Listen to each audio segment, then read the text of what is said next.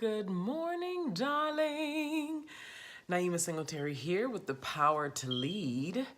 And today, the lighting is weird today, huh? I feel like the sun is, it's coming in over there. And so I'm Naima Singletary with the power to lead. This is my YouTube show. I'm here every weekday, 9 a.m. Pacific, 6 p.m. Standard. And I have decided I will be returning to Europe, which is where I am 90% of the time. I'll be back there next. So on the 20th, there will be no show. Okay, that's next Wednesday. There will be no show. And then on Thursday, which is the 21st, I will return here on YouTube at 8 a.m. Pacific. Okay, so that's 1 hour earlier. I will be here 8 a.m. Pacific. That is the new schedule starting next Thursday, which is March 21st. So when I'm here, I'll have a new background because I'll be in my apartment. I might even be somewhere out in the city. I'm going to get some data over there so I can share some of the city with you guys without worrying about my live streams getting interrupted. So today's topic is being the first in your bloodline to have global impact. That's for today. The theme for the week is be the first. Be the first, be the first, be the first, as a Melanin Messenger. I like the simple look. I like simple elegance. I do. I like less is more, right? Less and have the less that is there speak. And so I'm liking this. Excuse me for my moments of vanity.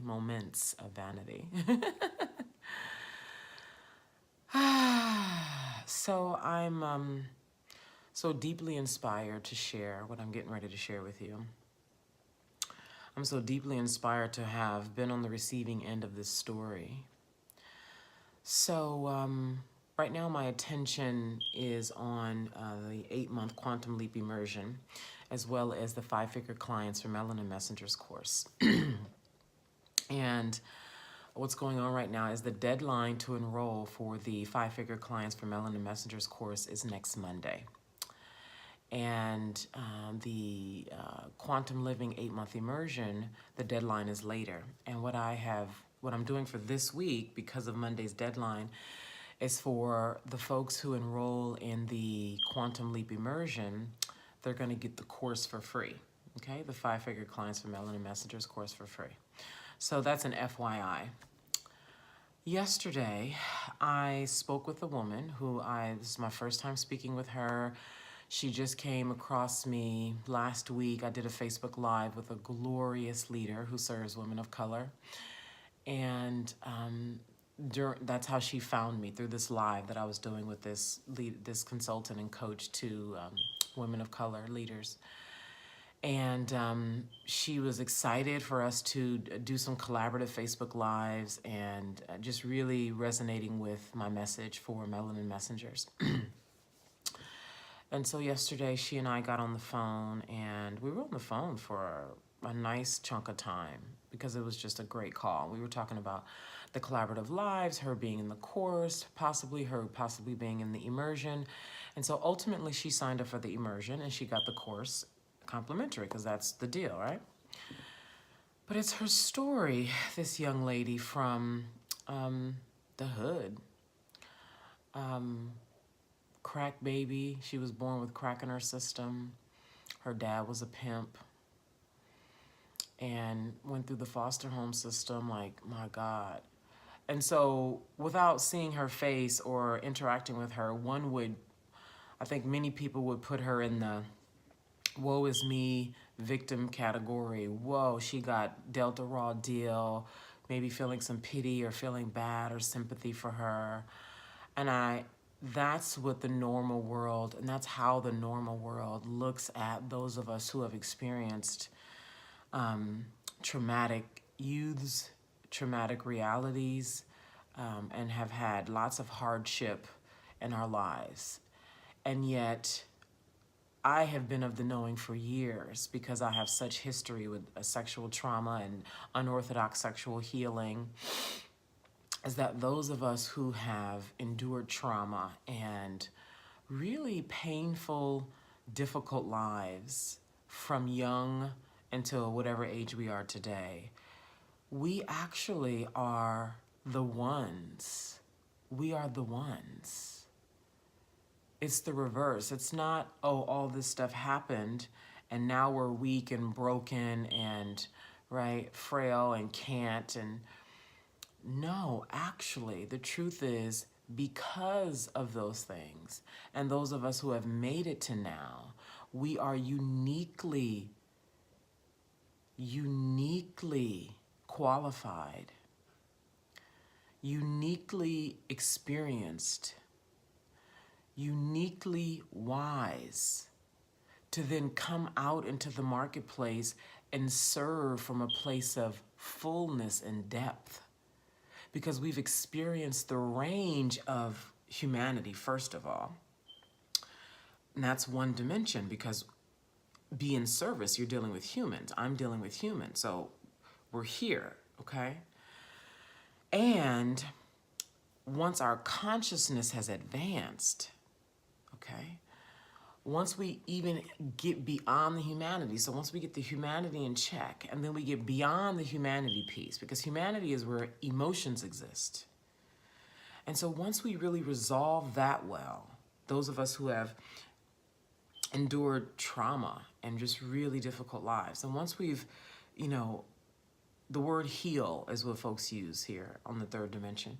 Once folks heal and once folks come into wholeness and maturity around emotions and understanding that they're fleeting, and that emotions are more so feedback than they are realities, and that we're to use that information to be knowledgeable of self and what triggers are and different, how we are impacted by energies and words and experience and memories and voices. And once we really get a grip on that, and then we advance, this is where ascending comes into place, and you know, having a higher level of consciousness and a higher level of presence on the planet, then that's what really positions us to be, that's where the real anomaly piece comes. That's where the real anomaly, where no longer are you another traumatized human being who has hurt, and you have awareness of the hurt, and you know that you're meant for more, etc. Once you start to really ascend and get your consciousness to a place where you become more rooted in universal intelligence and higher level principles, and then tap into your purpose work, this is when you really become an anomaly. This is when you become what I call unfuckwittable. This is where you then become able to birth your signature work, because you're no longer bound by emotions. You're no longer bound by third dimensional things like fear and reality TV and Trump and politics and agenda and the future and the past and other people's opinions and, you know, anxiety, just like all the stuff that is so loud and that has overtaken so many people here on the third dimension. And this is why I have such love. You know, I fight for who I was 6 years ago. Like, who I'm serving is who I was 6 years ago, who I was a decade ago, more so 6 years ago, but there was a 10 years ago for me, and then it became a 6 years. Like, this is a long game. This is a path. And we are the world. I did a Facebook Live, a really powerful stream inside of my private 5-figure clients from Melanin Messengers group. And I made a point that the world cannot see us accurately. The world does not have the lens to look at you, to look at me in an accurate way. You know, they look at us and they think that we're like, they think we're freaks. They think we're not in touch with the real world. And I love this. I want to share 2 things with you to just let you know that you are so, you are so in the right place with me if you're weird. You are so in the right place if you're a freak, if you're a unicorn, if you never fit in, if you identify and have felt like a misfit, if you you know, you just crazy. See, the world has created all that to really diffuse the power that we have. The world has told us that to make themselves feel more comfortable in our presence and not feel as intimidated and afraid.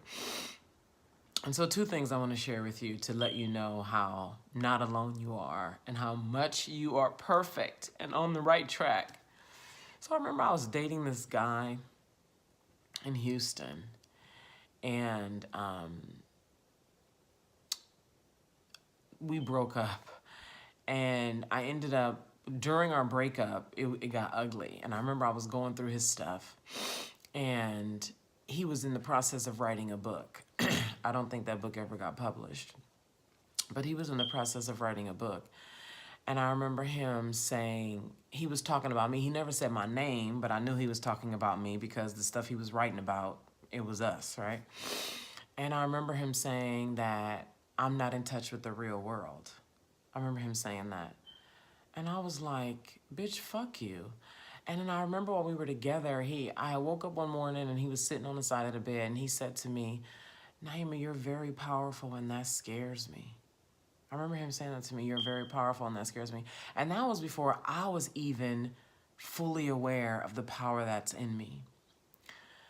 And so, you know, thereafter, you guys know my story. I went on to create, I mean, look at my life. Look at what I've created. And then you ain't even seen, I haven't even started what it is that I'm going to create. And this is what's possible for you. I'm sharing this for you so you know you're not alone. And the second thing is, which lit me up, and I saw this like 2 weeks ago. So you know Karl Lagerfeld died. I don't know if you follow fashion or you listen or care, but Karl Lagerfeld has been the head of the Chanel house. You know Chanel, the iconic fashion designer. He has been the head of Chanel for decades now. And his name is Karl Lagerfeld. And he died like 2 weeks ago, maybe 3, something like that, 2-3 weeks ago. And he was interviewed, and one of his quotes that has been, you know, when you die, oh, I just got a text. When you die and you're famous, people pull out all these quotes from when you were alive, right? And Karl Lagerfeld, this iconic face and voice in the fashion world, who I think he was a German boy who moved to France and fell in love with fashion. For decades, dominated the fashion world. You know, you saw him with his classic white ponytail and his black sunglasses with his collar and his classic black uniform, a suit, which was like his uniform. And he said that people used to say to him that he wasn't in touch with the real world. When he was younger, people used to tell him he wasn't in touch with the real world. And his response to them, which I have now adopted, and you are totally willing, you can totally adopt this for yourself. He said when people used to say to him, you are not in touch with the real world, and see, when you haven't embraced yourself yet, when you have been told that you're weird and wrong and don't fit in and all that, and you have embraced that as true for yourself, it hurts. And so I can imagine what that was like for him. And so at some point, you get with it though. And he said to the people who used to say to him, you are not in touch with the real world, he used to say, and this is now my saying, I am in touch with the real world, just not this world. I am in touch with the real world, just not this world. Hey! Because we create our own worlds. And the power, this is why the cultivation of the power is so critical, because the more you cultivate that power, the power that you pull from higher forces, and learn how to apply it here on the third dimension where money is. See, because the ability to really be able to call in large amounts of money is a powerful thing for weird people. for weird people. Specifically, I'm not talking about corporations and, you know, all of these, what's the word? Bureaucratic situations here. I'm talking about for weird people, for people like us, people who have never fit in, for us to cultivate the power where we stop leaving our bodies, where we stop like being so pissed off at the patriarchy and other people in the world, to where we can really be on solid ground here on the earth, where we stop like being so mad at things that we push away what is and stay out of money and stay in mediocrity and stay angry and mad, versus taking that madness, taking that anger, being present, digging down into what your your purpose is. Why are you here? Why are you born? Why have you suffered the way you have? Why have you been traumatized? What is that meant for? Who can you serve? Where are you to go with it? In a large, loud, colossal way. And then demanding that work, your signature work, have presence on planet Earth and be paid handsomely for. That is your work. That is a powerful thing, and that is what I am doing for us. That is why you belong in this community. You do not belong in the normal world. They don't even know how to look at you. They don't even know how to have conversation with you and really hear you. You know why? Because they don't know how to have conversation with me and hear me. I've already looked for them. Like, you ever be talking to somebody and you can see that they're trying to see if you see what they're saying? And so many instances in these normal circles where before I claimed my power, it'd be like me and 3 or 4 other people. And I'd be trying to fake like I was normal and act like I care what they're talking about. And then shit would just start falling off the shelves. And people would start feeling weird out of nowhere. And then all of a sudden people would just look at me. I'm telling you, know who you are. Know who the fuck you are. Get around who gets you. Like, you gotta become so fucking fierce about this shit, because this world will fucking kick you, spit on you, reject you, and tell you you fucking deserve it. And I refuse to deny what I know is true is inside of me. And you must do the same. This is non-negotiable. So, you are in touch with the real world, just not this world. All right, so that's my word for you today. I want to reiterate what the topic was. Be the first in your bloodline to have global impact, massive global impact. I will be back here tomorrow, same time, same place. Lots of love.